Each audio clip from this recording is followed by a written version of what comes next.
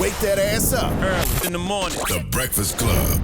Morning, everybody. It's DJ Envy, Angela Yee, Charlamagne the Guy. We are the Breakfast Club. We got a special guest on the line. The brother Common. What's up, brother? Peace, King. What's going on? What's going on, Envy? Peace, King.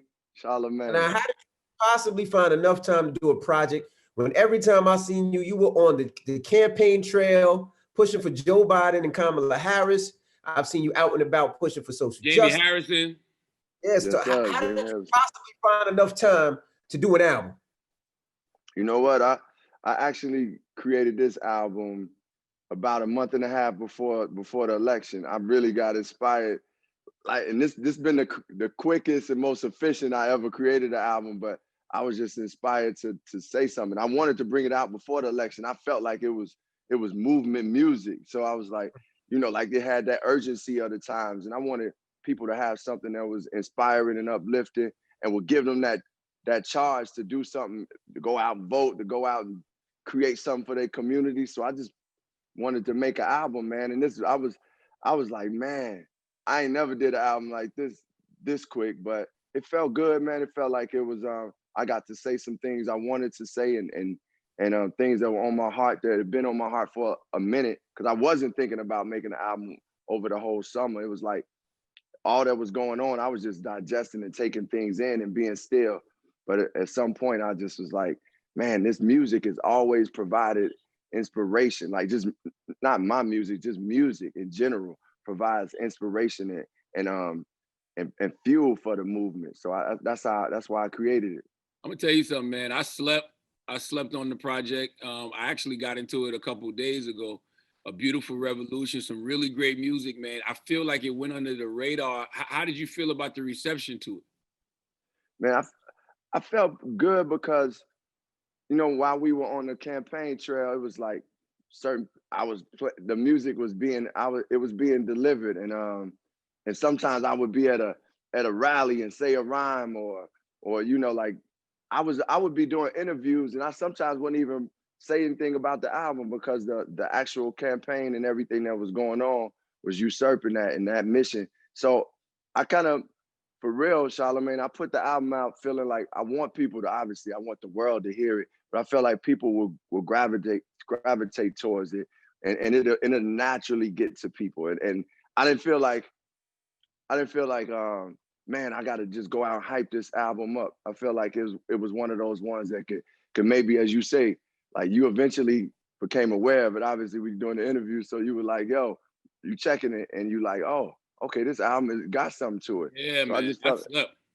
Like it feels very therapeutic. Like the song "Say Peace," and you say in the record that you find peace in making these albums, and you could feel that.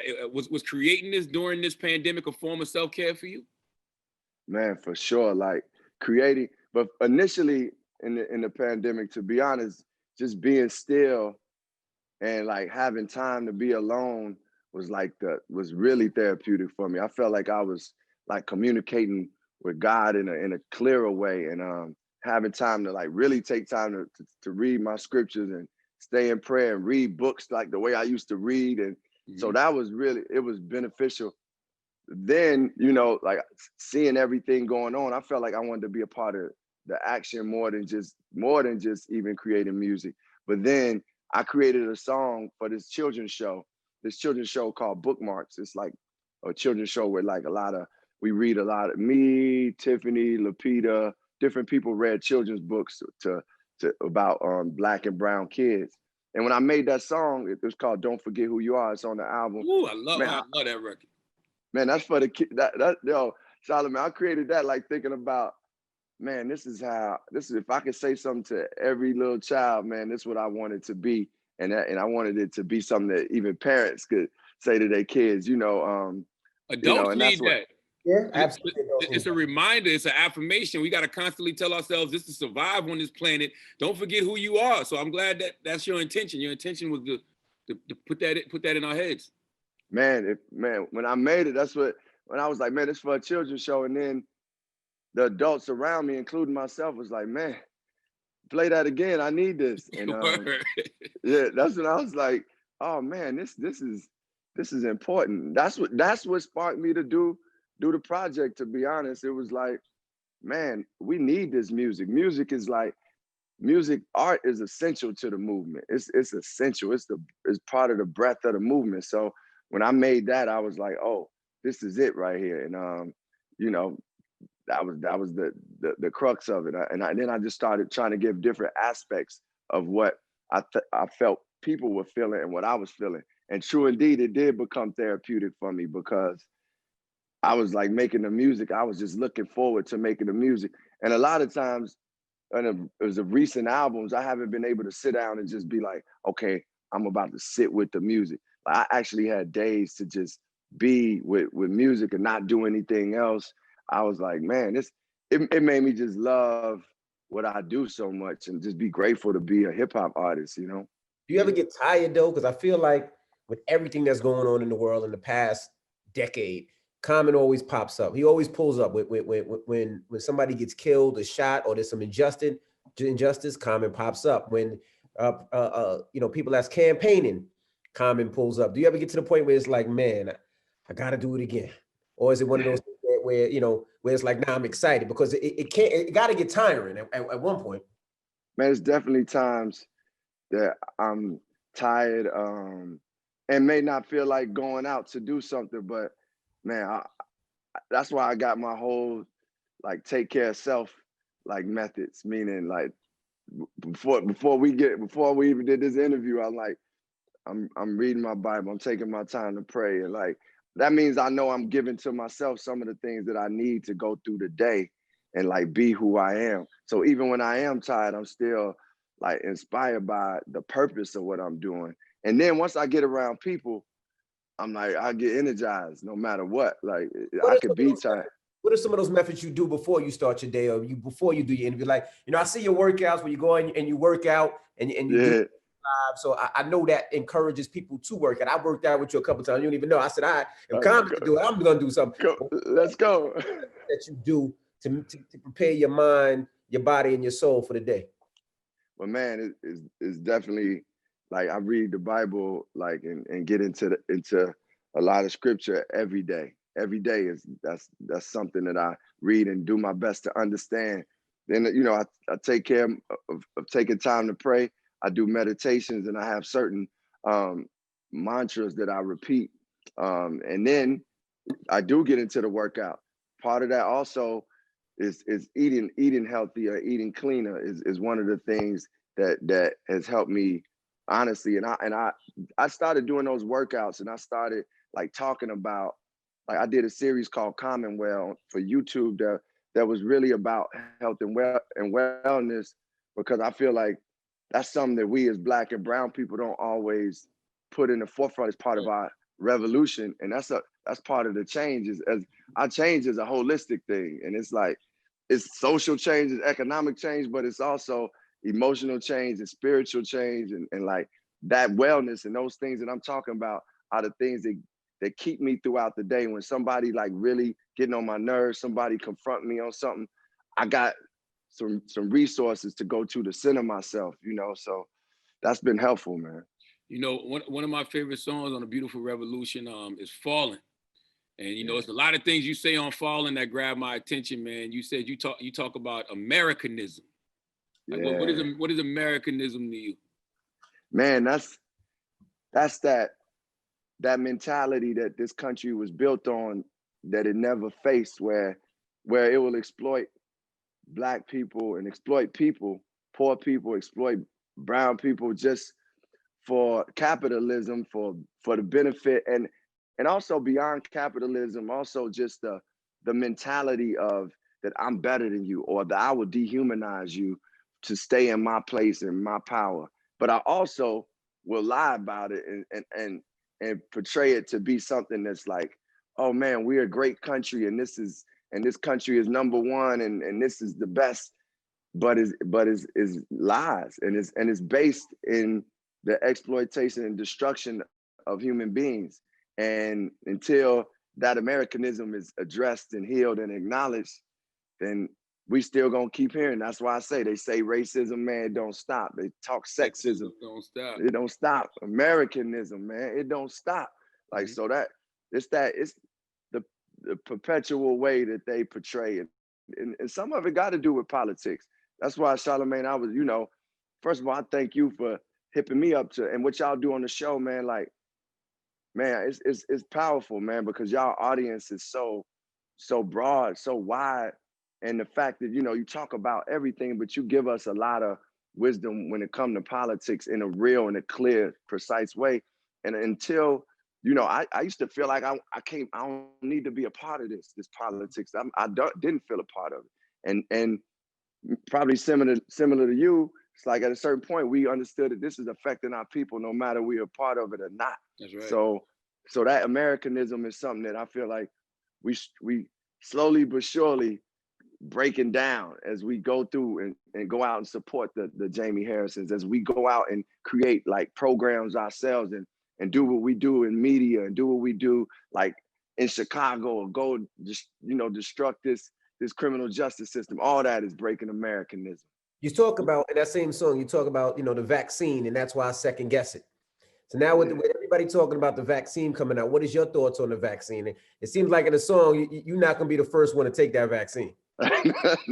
Nah, bro. I mean, I ain't a vaccine person, to be honest, but and I know every human being got to make their choices for themselves, but I was suggesting to our people to be aware that this, we don't know what the vaccine is, and we don't know what it, we don't know what's in it, we don't know what's the purpose of it, to be honest, and a lot of times, or some things I've heard is, this population control, and those things are things that I gotta consider. Like, I've done my readings of the, back in the days of New World Behold Order. The pale horse. Behold the pale horse,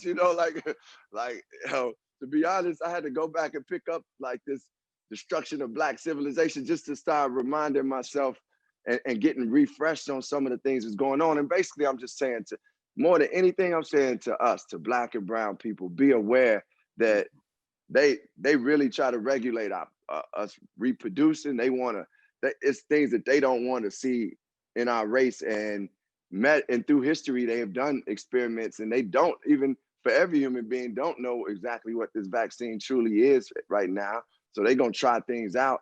But my biggest point, to be honest, is that we got to take care of ourselves pre-COVID, during COVID, and after COVID. Meaning, like, building our immune systems and like eating healthier is essential, because we deal with a lot of, like, from diabetes. I spoke on it in that song, from diabetes to high blood pressure. Them things that our communities deal with. So I'm really saying, man, we got to take care of ourselves. And hey, just don't take that vaccine just because they say, yo, I got a vaccine, it's gonna save your life.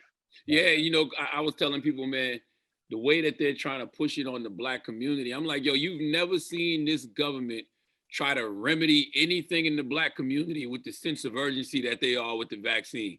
Never. Never. That's why I'm like, that makes you be alarmed when you're like, man, we got this vaccine and we got to get it to Black people first. Since when have y'all cared that much about our health? Because if you do, then start like working on some of these foods that's coming in our neighborhoods, though that's our responsibility too. But if so, then start making sure we do have medical care and we do have access to those things if you really care, because COVID is not the only thing affecting the Black community. So right. Poverty is bad for our health. Police brutality is bad for our health. Our schools being terrible is bad for our health. Lack of mental health care services is bad for our health. They're not rushing no resources in the hood to fix that. Exactly. True indeed. So that's why I like, hey, y'all, just be aware, man. I mean, and the history of it has been experiments. I mean, they was experimenting on I said the Tuskegee experiment, but they experimented on some of the African brothers and sisters, and also it was another situation that happened with Black women where they were experimenting on us. So it's like, man, we just got to be aware and be conscious of it. Now, you do a lot of films, you in Hollywood. What if they make the vaccine mandatory for you to work? Man, that's gonna be a real fight right there, because I love doing films, and it's something that I'm passionate about. It's part of my dreams and vision. But man, to go against something that is against my beliefs, really, like against like what I believe is well for me, is something that I don't feel like I was sacrificed for Hollywood. Now, a vaccine is something that I would have to like go back and forth. Like I'm talking meaning the fact that like if somebody was like, man, I need you to if something was disrespectful, or somebody does something in Hollywood and it's against my belief, vaccines are against my belief. But to be honest, it's been times where I was about to go to Africa, they was like, man, you might have to get, and I'm like, okay, I might do it. But my point is, I don't think I would do it. I would try to find whatever other way and get my natural doctor to give a real explanation of why I don't, need to take this vaccine and go from there. But I don't feel that, I don't want to sacrifice anything for Hollywood, meaning like anything that I believe in and who I am. That last verse of Fallen, speaking of Hollywood, it's like you describing how they love Black people's culture, but they don't love us. As an entertainer, do you personally feel that way about yourself? Like sometimes you be like, man, you love my music or you love me in films, you don't really love me. Oh man, I feel that a lot. I feel that, well, I ain't gonna say a lot. I felt that. And I felt, but I also felt, to be honest, they feel like they love me, or they like, oh man, Common is, cool, or he a cool brother. Like but I want them to feel that way about my friends from the South Side, or my friends from South Carolina, or my friends from New York. Like, and it's like, man, if you're gonna sit there and hold Steph Curry and LeBron, or, and I love them brothers, then you gotta respect hold the same value for George Floyd, or for Philando Castile, or and Rakia Boyd and Sandra Bland. And my thing is like, just because someone is talented and like has popularity and you've been around them, or you a fan of them, doesn't make their life more valuable than that brother that's going to the grocery store and or is leaving with his family. Or if he even has a record, even if he has a criminal record, that doesn't devalue him as a human being. And that's what, what I was saying in that verse was like, man, we all love the same. So if you're gonna hold up us artists and say, man, Common is cool, then I want you to say that about the everyday woman and man that we see that's Black. And think about them as you think about me as you look at them, because I'm one with them. Now, on the song Courageous, you have Stevie Wonder playing the harmonica at the end of it? Yeah. Now, how did you hook up with Stevie? And why not say Stevie? I mean, since you're here, you might as well just, sing a little something while you're here. Yeah. I know. Some of my homies is like, man, how you not gonna have Stevie singing? But I connected with Stevie a while ago. He asked me to do something for one of his foundations during Christmas time, where he gives toys. From that point, he actually sang on one of my projects called Black America Again. He sang on that song. And then this album, we was just talking about different things. And I called him and said, yo, Stevie, can you do something on this? I didn't say sing, because we had already had had PJ singing on it.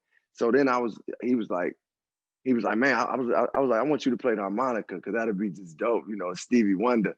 And he was like, yeah, I'm with it. So it took him a few days. He essentially started calling me and being like, yo, man, this is what we need to do, man. We got to get Trump out and do it. Like he was like just being raw. I was loving hearing Stevie Wonder he was just saying some real stuff. And I was like, okay, cool. And then he called me eventually, because I was like, Stevie, when you gonna do it? I got to turn in this album. I'm about to talk about with Trump, but I need this. I need this record, bro. And he called me late one night. He actually FaceTimed me, man. And it was like, yo, listen to this. And I had to take a moment to be like, man, this Stevie Wonder right here, just FaceTiming me. Yeah, and he's playing me. You just proved to me that Stevie ain't blind. Why the hell would No. Why would he FaceTime? That don't even make no sense. Nah, bro, nah. What happened? The phone wasn't like in the right place either. You ever FaceTime with somebody where the phone is like way over there? Yeah, he had the phone way over there. But I was like, hey man, this Stevie Wonder, bro.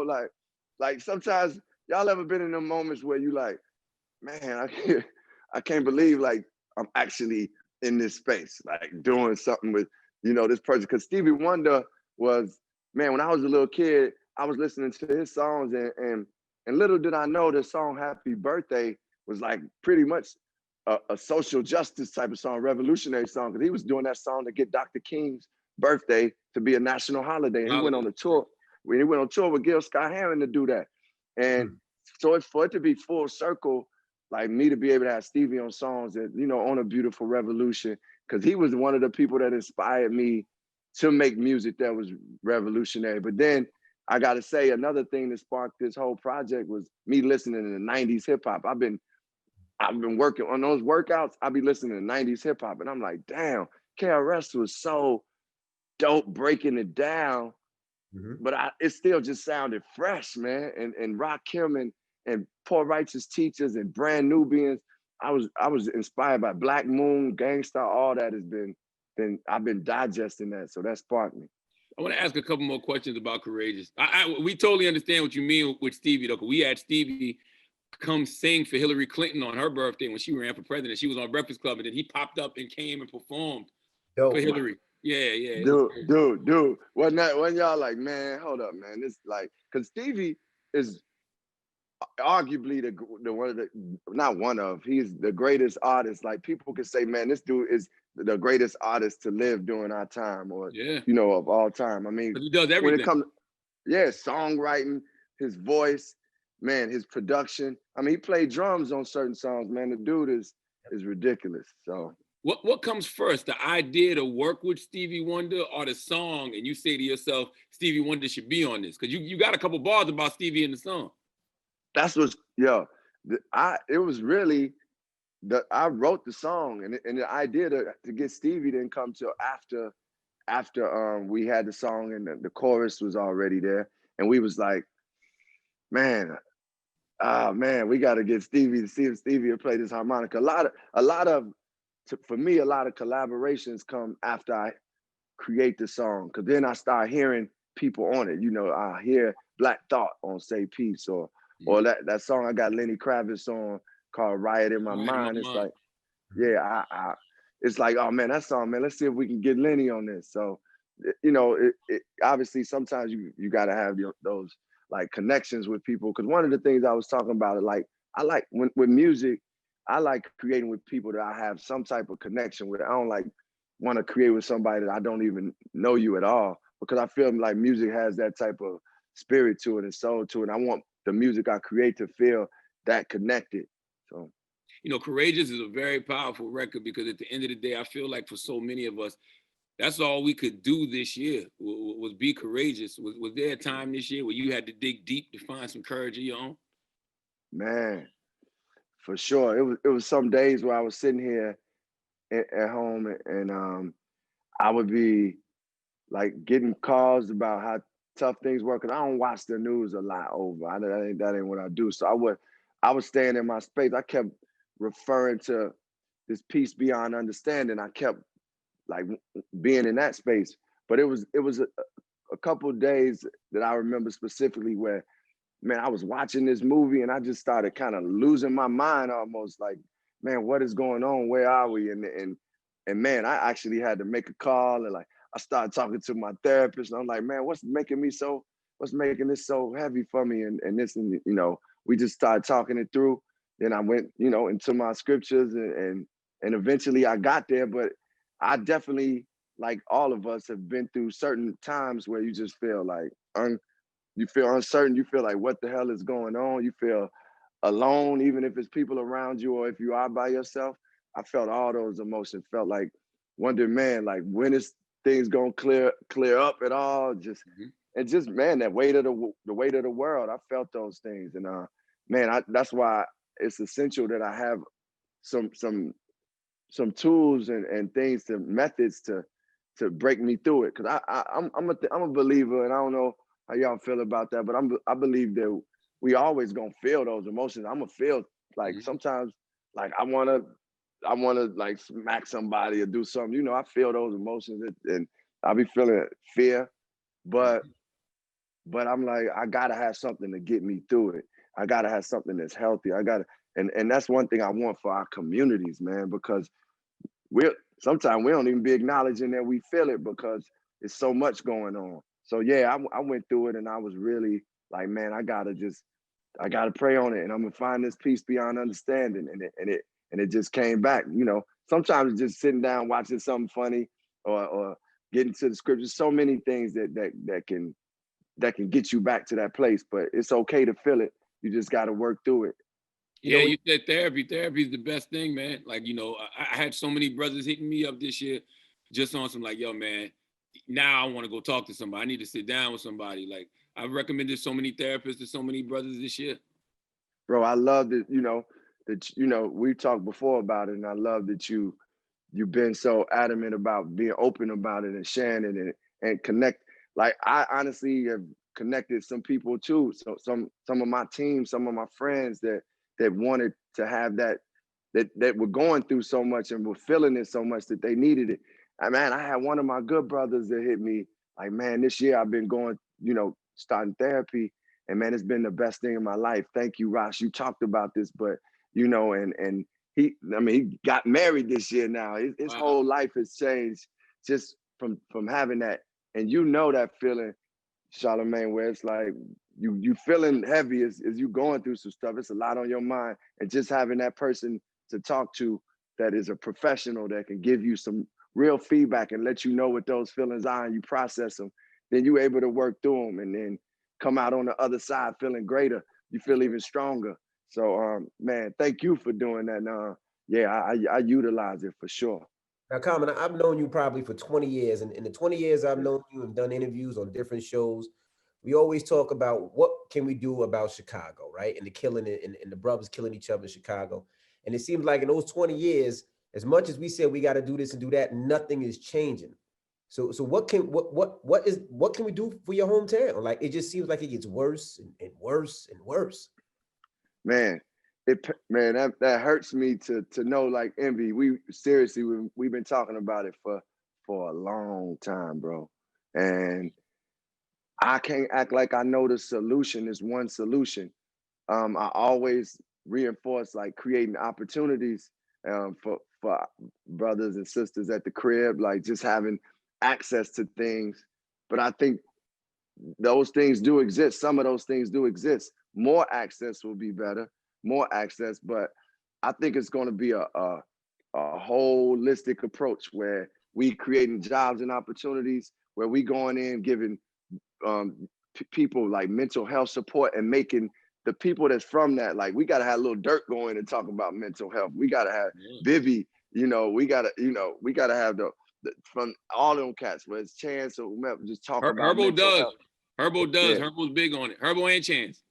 G Herbo do it. That's dope, man. I didn't even know that, but I love him too, man. He from not far from where I'm from. I love G Herbo. So we got to have them continue to do that. And then, those are just some of the solutions, man. And I think, and I know this is a broad thought, but spirituality got to continue to be instilled in our communities in ways where it's like, we got to talk about God. We got to talk about like the love of ourselves and seeing God in ourselves. And that's why when we say peace, God, we seeing God in ourselves. And people, the more we get to value in ourselves, the more we, each human being ain't gonna be like, okay, I'm about to just go back at this cat. But really, I always believe, man, for me growing up there, when people have an opportunity to do something better, like when they see it in front of them, they usually make the choice to do something better. And I've seen that with Chicago Cred. It's an organization called Chicago Cred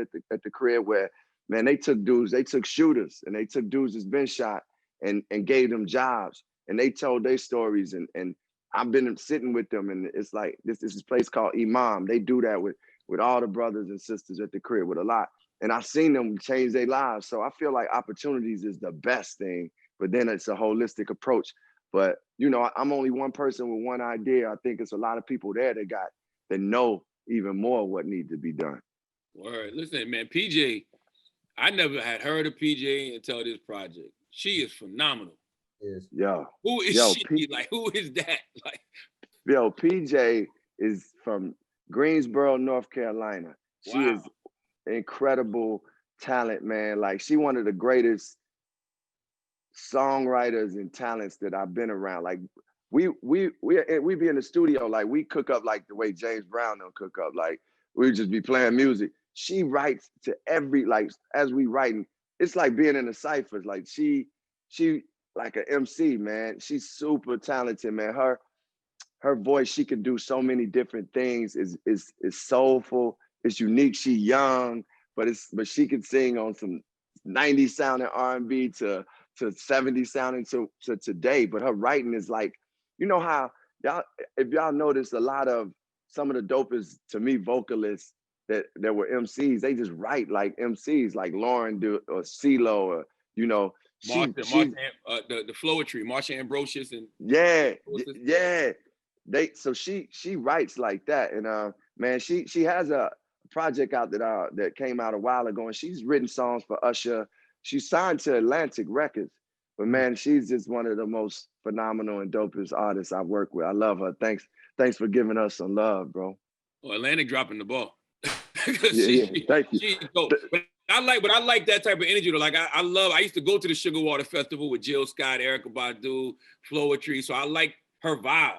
Yeah, her vibe is like she has that vibe, and it's like it's really organic. It's she not trying to be like, oh, I'm about to try to be Erykah or try to be. You could tell she's heard that music, but she also is into, you know, new hip hop and some of the older hip hop, and man, she just brings a truth to it, man. She and I both Pisces, man. We be in there in our Pisces world, just creating music, man, over and over, just songs. So I love it. I'm glad you're right. Atlantic got to get on it with her, because she's an artist that need to be heard. Well, my final question, Con, what's a beautiful revolution to you? Wow, okay, a beautiful revolution. What's a beautiful revolution to me? It would be, man, a beautiful revolution would be seeing a true equality for Black and brown people, and seeing all people operating in God's love, and where we could feel joy, where we could feel like happiness, where we could feel health, where we could feel inspired, where we could feel creativity, and we could feel just truth and freedom. And that revolution happens across the board for every human being. But you know, it would start with us, because we got to get to the place of equanimity, as they say, and equality. So that's what a beautiful revolution would be for me. You know, I got one other, because we just spoke to President Barack Obama about a week ago, 2 weeks ago, and we were asking him, you know, the Black community feels like Barack didn't do enough for Black people. How do you feel that Barack did for Chicago, him being the senator of Chicago, and I know that you're friends with him. Do you think he did enough for Chicago? I think Barack did a great job for Chicago. I think he did something for Chicago, and is continuing to still do for Chicago. But he made sure that a lot of things that we needed. Let me say this. I think that Barack's heart was there for Chicago. I feel like his mission was actually, you know, to do a lot for the nation. So within that, he was doing for Chicago in pieces, but it was up to actually some of the local officials to do what they could do for Chicago, because some was not in his jurisdiction. But what he did do for Chicago was just serve as an inspiration and keep making sure his presence was felt, and making sure programs like My Brother's Keeper was present in Chicago, and that he was reaching out for those who had come from Chicago and gave them opportunities, and was helping people from educational past perspectives in Chicago. So my answer is he did do some work for Chicago, but I believe, as we saw, like, his work was to try to change things overall. And a lot of that, you know, I want to bring up is to say that some of that did get blocked. And I didn't know at the time my politics wasn't at the level that I'm growing to now, where it was like, I didn't know that he was getting blocked by the Senate, and that was the situation. And just to tie that in, to be honest, that's one of the reasons I'm out campaigning for Raphael Warnock and for John Ossoff, is because I understand now that, okay, if a politician, if someone in at that level, or the president says they want to accomplish something, the vice president, then they have to have the House of Representatives and the Senate eventually agree to some of these ideas. And that's how things can actually be changed. But if you got people in there fighting against each other, it's not gonna happen. So Barack was dealing with that, but I do believe he was really still, his heart and his soul was with Chicago and was working to help Chicago. And the one thing I want to congratulate y'all, man, on that Hall of Fame thing. The Hall of Fame, man, that I just want to say, man, that to be selected to that Radio Hall of Fame, to me, is like Broadcast Hall of Fame. That's like, man, that's really big for the culture, man, to be honest. And it's big for a lot of us. And I just want to congratulate y'all. Y'all been doing it for a long time and have evolved and just continue to bring a lot to our culture and to the people and to the world. And to see y'all celebrated and honored like that and to go down in history is like, y'all already was making history, but to see that happen and be acknowledged, man, I just want to congratulate you. It made me feel like, man, this hip hop culture is something else, man. It's powerful. So congratulations. Hip hop could take it this far. Man, we never thought, bro. For real. Thank you so much for joining us, Common. The album A Beautiful Revolution is out right now. Amazing project. Thank you. Thank y'all, brothers, man. Thank y'all for having me too. And thank y'all for listening to the album. Thank y'all for doing what you do, man. All right. The Breakfast Club, good morning. Thank you, brother.